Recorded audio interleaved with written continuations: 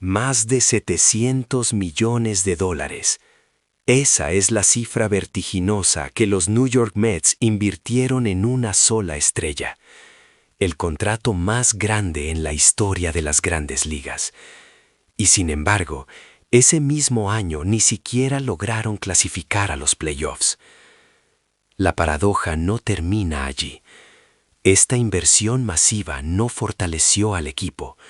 Por el contrario, desató una implosión que forzó al mismísimo dueño a pedir disculpas públicas, admitiendo que la decisión fue un error estratégico impulsado por el pánico. Bienvenidos aficionados al béisbol y al drama sin guión, a 308 Zoom News, el único lugar donde desenterramos las verdaderas grietas detrás del oro de las grandes ligas. Steve Cohen, el multimillonario y dueño de los Mets, se inclinó ante la prensa el 15 de diciembre de 2025, un gesto de humillación pública que resonó en todo el circuito de las grandes ligas, y sus palabras, cargadas de un peso inusual para un empresario de su calibre, fueron una confesión brutal. Estaba desesperado en ese momento. Esta breve admisión, pronunciada con la cabeza baja, lo decía todo, señalando indirectamente la causa de la implosión del club. La adquisición, impulsada por el pánico, de una estrella cuyo contrato superaba los 700 millones de dólares. ¿Qué había pasado realmente con el jugador que firmó el acuerdo más lucrativo de la historia? Un pacto que ascendía a 765 millones de dólares. El foco se había puesto en él desde el día 1, pero no por su juego, sino por la profunda e inmediata discordancia entre sus palabras y la realidad financiera que representaba. Justo después de su rimbombante ceremonia de presentación con los Mets, el jugador se dirigió a los medios con una calma calculada, declarando una frase que, en lugar de inspirar, generó un escalofrío incómodo en el auditorio. Yo no juego béisbol por el dinero. La atmósfera se tornó sutilmente tóxica, casi irrespirable, porque quien emitía esa sentencia acababa de firmar un cheque que reescribía los récords de la codicia y el poder en el deporte profesional. La incongruencia era tan flagrante que forzó a toda la comunidad de béisbol a retroceder en el tiempo, a 3 años antes, cuando la misma estrella había tomado una decisión que parecía definir su carácter como el de un genio frío y calculador. En su etapa con los Washington Nationals, este jugador había rechazado una oferta monumental de 440 millones de dólares por 15 años. Para la gran mayoría de los atletas, esta suma representa la cúspide de una carrera, el sueño dorado asegurado de por vida, el pináculo de la estabilidad. Sin embargo, él cerró esa puerta por su propia voluntad. Rehusó el contrato, forzó su salida de Washington mediante un traspaso y eligió el camino de la incertidumbre con una frialdad estoica. En aquel momento, su explicación había sido tan metódica como perturbadora. Tras analizar todos los factores, decidí que no era el camino óptimo. Esa declaración pintó el retrato de un hombre con visión a largo plazo, centrado puramente en el éxito deportivo y no en la gratificación económica inmediata. Un jugador reservado, racional, que priorizaba la estrategia sobre la seguridad financiera. Pero ahora esa imagen se hacía añicos. ¿Cómo era posible que 440 millones de dólares no fuesen el camino óptimo, pero sí lo fuesen 765 millones de dólares?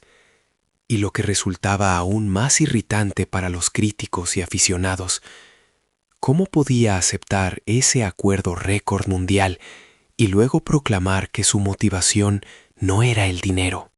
La elección de rechazar una cifra astronómica para luego aceptar una cifra aún más astronómica, mientras negaba a la motivación pecuniaria, desató una oleada de confusión, escepticismo y profundo malestar en la prensa y entre los jugadores establecidos de la MLB.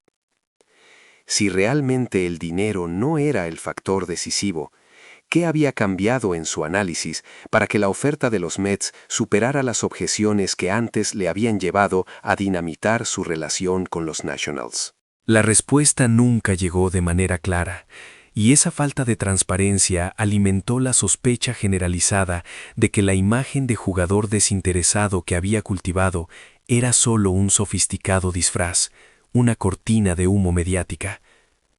Los aficionados y analistas empezaron a preguntarse si esa necesidad de distanciarse de la motivación económica, justo después de conseguir la suma más grande jamás pagada, era una señal de que el jugador entendía la presión titánica que conllevaba el peso de ese contrato, una presión que rebasaba con creces el simple rendimiento en el campo para tocar las fibras del liderazgo y la estructura organizativa.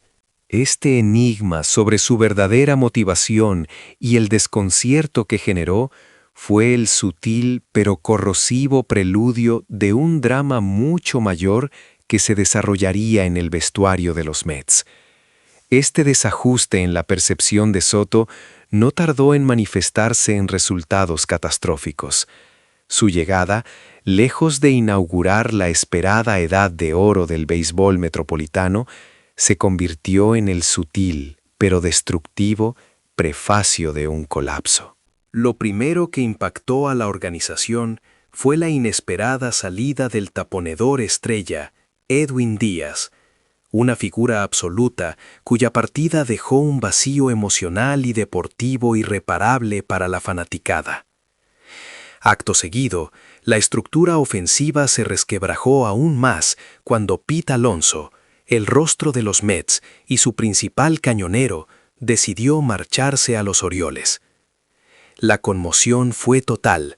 El hombre que simbolizaba la identidad del equipo escogía un camino distinto. La lista de rumores internos, que incluso mencionaban el nombre de Francisco Lindor, solo confirmó que el núcleo duro del equipo se estaba desintegrando a velocidad alarmante. La ironía era palpable. Se esperaba que la inversión más grande en la historia, ese contrato de más de $700 millones, atrajera y consolidara talento.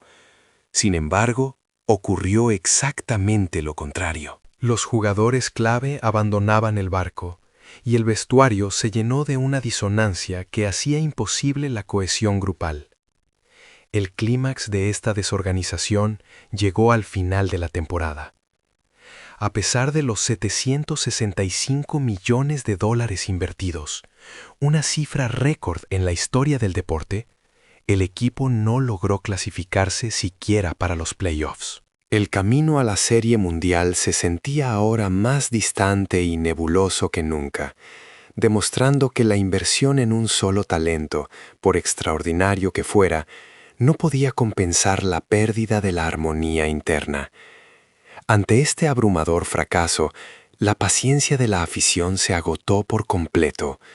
La rabia y la decepción se canalizaron directamente hacia la gerencia, forzando al propietario, Steve Cohen, a tomar una decisión drástica.